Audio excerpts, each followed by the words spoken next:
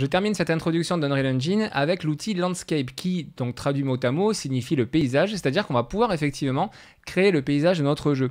Là, vous voyez que dans cet exemple, si je prends le sol et que je le lève volontairement, on voit que c'est simplement un cube qui est un static mesh que nous avons déjà vu, c'est-à-dire qu'on ne peut pas le déformer, on ne peut pas créer une montagne par exemple depuis ce mesh-là, ce sera absolument impossible. Du coup, il est sélectionné, j'appuie sur la touche supprime de mon clavier pour le supprimer et on va créer notre premier landscape. Alors soit vous faites Shift 3 en raccourci clavier de façon à faire apparaître ce menu, sinon vous venez sur Mode ici et vous cochez Landscape tout simplement pour le faire apparaître.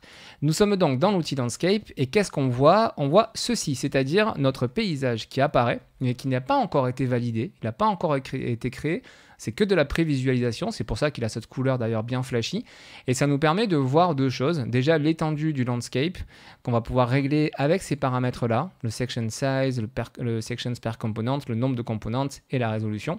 Donc ça va nous permettre d'agrandir notre zone, exemple. Vous voyez que maintenant mon landscape est beaucoup plus grand, mais ces paramètres, on les verra en mode avancé dans un cours dédié au landscape, nous permettent aussi de modifier ce qu'on va appeler la résolution de notre landscape, c'est-à-dire que on va pouvoir adapter le paysage en fonction de la distance qu'il y a entre une partie du paysage et notre joueur, de façon à économiser des ressources graphiques. C'est-à-dire qu'on n'a pas besoin d'un même niveau de détail sur le landscape quand le joueur est proche d'un élément que quand il est loin de l'élément. Et ça, en termes de ressources graphiques, ça va être important.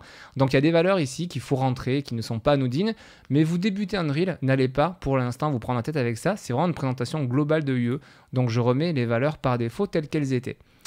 Ici, on note le location, rotation and scale. Effectivement, on peut modifier si on veut ces valeurs-là, que vous connaissez, hein, la situation, la rotation et la mise à l'échelle. On laisse ces valeurs-là par défaut. On valide ici en appuyant sur Create et vous allez voir qu'après quelques secondes, si votre ordinateur est rapide, vous avez votre premier paysage qui est créé dans votre univers. Qu'est-ce qu'on voit ici? On voit tout de suite que déjà on a la présentation en damier comme ça, en nuance de gris, qui est positionnée sur notre niveau. Ça nous permet, ce damier, déjà de dire que pour l'instant on ne lui a pas attribué de matériaux, c'est-à-dire de texture, d'herbe, de terre ou quoi que ce soit. Et du coup, ce damier, il va nous servir à travailler correctement sur notre niveau. Quand on va créer des montagnes, cette présentation en damier va permettre de mettre en évidence vraiment le travail que nous sommes en train de faire. Une fois qu'on aura nos matériaux, qu'on verra dans un cours dédié, vous verrez, hein, on peindra avec de l'herbe, de la terre, et ça donnera un rendu forcément beaucoup plus naturel que ceci. Maintenant qu'on a fait ça, on a donc toute une série d'outils qui sont ici, qui vont nous permettre de créer justement, d'adapter notre terrain par rapport à nos envies. On regarde ça tout de suite.